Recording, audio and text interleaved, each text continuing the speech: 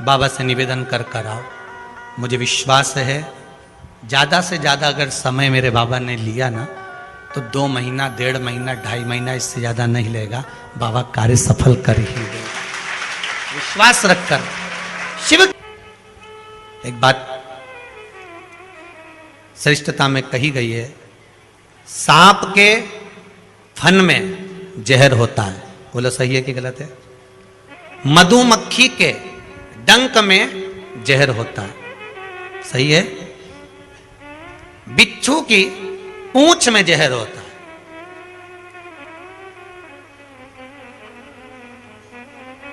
पर मनुष्य जो छल करने वाला होता है, कपट करने वाला होता है, एक दूसरे को धोखा देने वाला, झूठ बोलने वाला, छल करने वाला जो होता है, उसके तो रोम रोम में जहर होता है। कब कहां से डसेगा मालूम ही नहीं पड़ पाएगा। पर सांप को तो पहचान कर कह दोगे कि यह काटने वाला है। बोलो सही है कि गलत है? बिच्छू को देखकर डर जाओगे कि यह काटने वाला है। मधुमक्खी का डंक देखकर डर जाओगे कि मधुमक्खी काटने वाली है। इंसान को कैसे पहचानोगे कि यह काटने वाला है? मनुष्य को कैसे पहचानोगे कि यह काटेगा? मानव को कैसे पहचानोगे कि यह काटेगा? हो सकता है तुम्हारे नजदीक में रहता हो, तुम्हारे साथ में रहता हो और कई वर्षों तक साथ रह रहा हो, कब काट जाएगा आपको मालूम पड़ेगा? नहीं, सांप को देखकर भर जाएगा कि इस काट सकता है, बिच्छू काट सकता है, सांप, ये मधुमक्खी मुझे डंक मार सकती है, पर मनुष्य को कैसे पहचानोगे? तो शिव महापुराण की कथा एक बात बहुत सुंदर कहती है कि जितने विषैली हैं, मधुमक्खी शंकर जी के पास,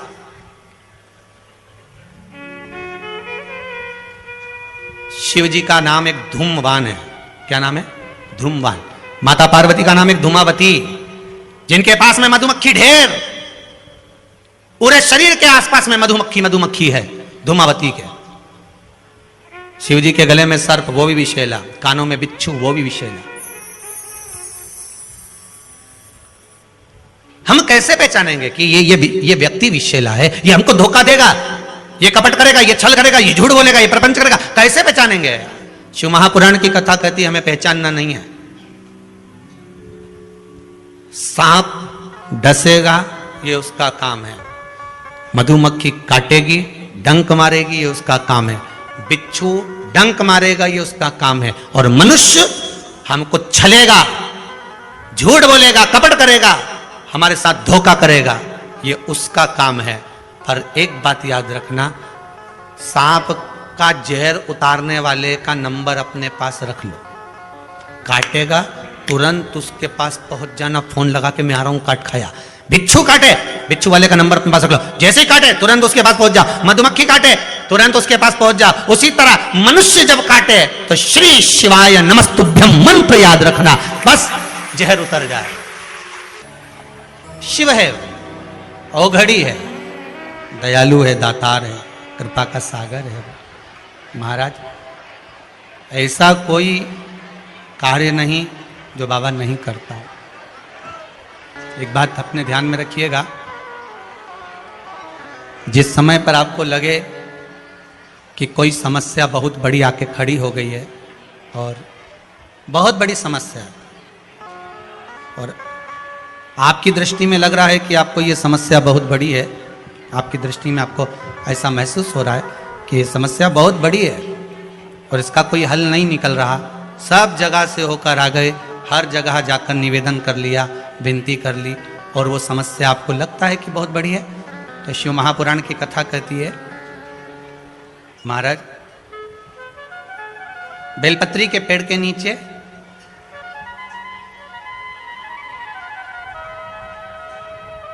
एक छोटा सा शिवलिंग का निर्माण करो। काय का निर्माण करना है? शिवलिंग का। अब बेलपत्री के पेड़ के नीचे आप अगर सोचो कि भाई मैं ब्राह्मण हूं, सफेद मिट्टी का शिवलिंग बनाना है, क्षत्रिय हूं, लाल मिट्टी का शिवलिंग बनाना है, या वैश्य हूं, पीली मिट्टी का शिवलिंग बनाना है, या शूद्र हूं तो काली मिट्टी का शिवलिंग का निर्माण करना है। शिव महापुराण की कथा कहती है, लिंग पुराण कहती है, नर्मदा पुराण कहती है कि बेलपत्री के पेड़ के नीचे आप जिस शिवलिंग का निर्माण करें उसके लिए आपका वर्ण नहीं देखना, आपको तो बेलपत्री के नीचे की ही मिट्टी ले लेना, फिर वो जिस कलर की। हाँ, अगर आप घर में शिवलिंग का निर्माण कर रहे हो तो आपको वर्ण देखकर मिट्टी लेना है कि हम ब्राह्मण है तो सफेद मिट्टी का शिवलिंग बना ले, वैश्य है पीली मिट्टी का बना ले, क्षत्रिय है लाल मिट्टी का बना ले, शूद्र है तो काली मिट्टी का बना ले। पर अगर कोई समस्या बड़ी विकट है और आपको लगता है कि इसका कोई हल नजर नहीं आ रहा, इसका कोई हल ही नहीं दिख रहा है, और ऐसा लग रहा है कि ये उलझते जा रही है गुत्थी, अब सुलझना नहीं है, अब उलझते गए और लगे कि अब ये सुलझना नहीं है, और अब ये कोई, हमने जितनों को बोला कोई नहीं सुलझा सका, हमने बहुत सोर्स फोर्स सब लगा लिया। तब एक बेलपत्री के पेड़ के नीचे या तो सोमवार को या सोमवार की अष्टमी पड़े उस दिन या फिर प्रदोष के दिन, प्रदोष काल में, प्रदोष काल शिवलिंग का निर्माण कर लो। और महाराज 5 सफेद फूल, थोड़ी सी काली तिल, एक यज्ञोपवीत, पंचामृत स्नान कराने के बाद बाबा को समर्पित कर कर, बाबा से निवेदन कर कर, घी का दिया लगाकर विनती कर कर, उस शिवलिंग से निवेदन कर कर बाबा को अर्ध परिक्रमा देना है बेलपत्री की। कितनी परिक्रमा देना है?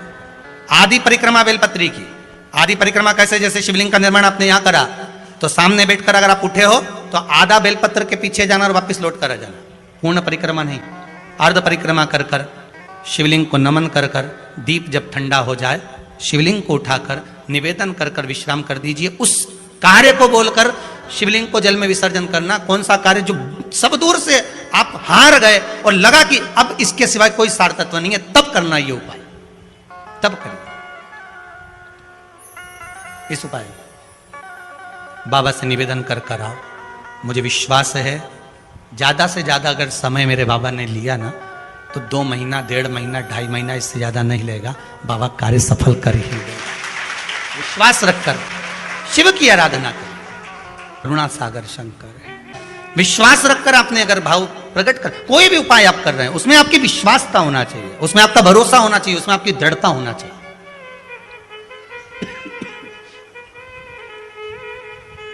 और यदि विश्वास प्रबल है, प्रेम जब अनंत हो गया, रोम रोम संत हो गया।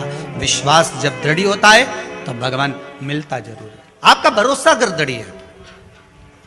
शिव महापुराण में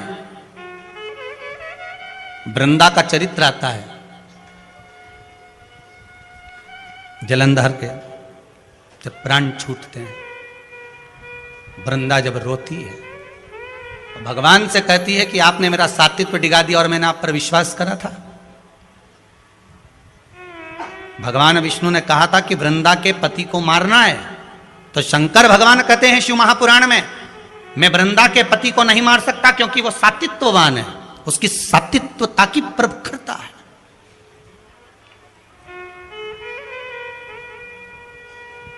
और किसी भी रूप में प्रखरता रहे, अगर आपकी दृढ़ता, आपका विश्वास अगर प्रबल है तो दुनिया में कौन बाल बक्का करेगा। एक माता जी की आदत थी, वो सुबह से उठती थी और जम जम के दरवाजा खोल के चिल्लाना चालू कर देती थी, जय हो भोलेनाथ, जय हो कुबेर भंडारी, जय हो महाकाल राजा, जय हो विश्वनाथ, बड़ी कृपा करी प्रभु आपने, बड़ी कृपा करी। खूब चिल्ला चिल्ला के बोले। आने वाले समय में वो एक माइक ले आई, ऐसा माइक ले आई, और उसने अपने अपने मोहल्ले में 2-3 जगह ऐसे डब्बे रखे ना, इसमें के 2-3 रख दिए घर की छत पे, और वहीं से चिल्लाए जम जम के। सुबेरे उठे और मुंह धोया नहीं धोया और बाहर आके चिल्ला। अब इसके कारण इसके पास में एक पड़ोसी रहता था, वो कभी भगवान को नहीं मानता था, इतना दुखी हो गया,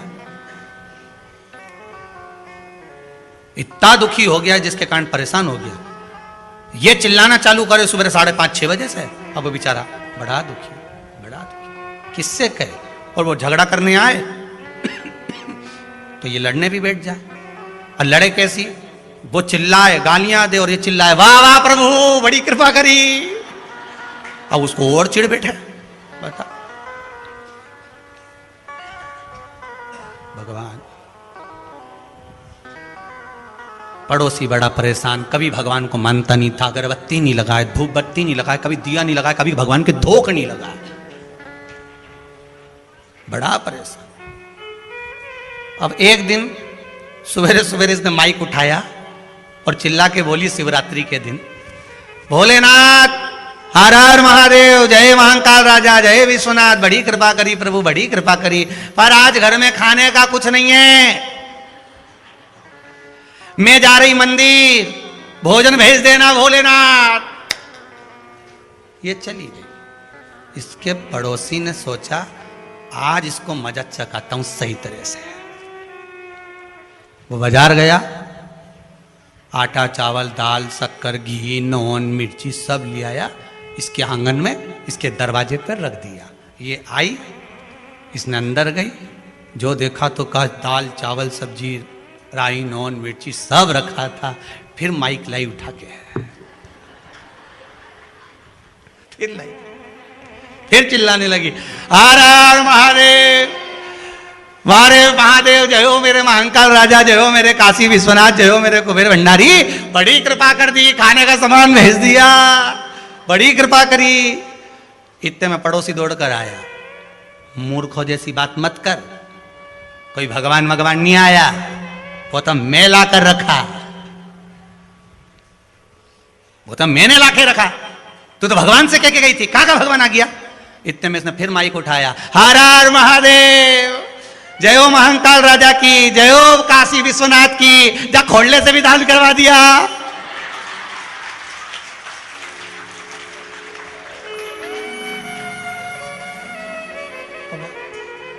चुप,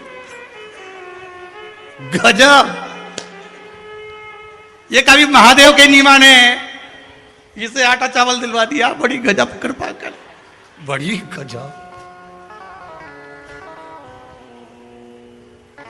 उसने कहा तेरा भगवान आया था देने, मैंने रखा, मेरा जय जयकार कर। उसने कहा मैंने तो महादेव से कहा था, महादेव ने तुझे कहा, तूने लाके रखा, सब महादेव ही तो कर रहे हैं, हम तो केवल निमित्त मात्र। नहीं तो तेरे जैसा रोज सुबह उठ के गाली बके, अब शब्द बोले, ताने दे, आज आटा चावल दे और तूने दिया।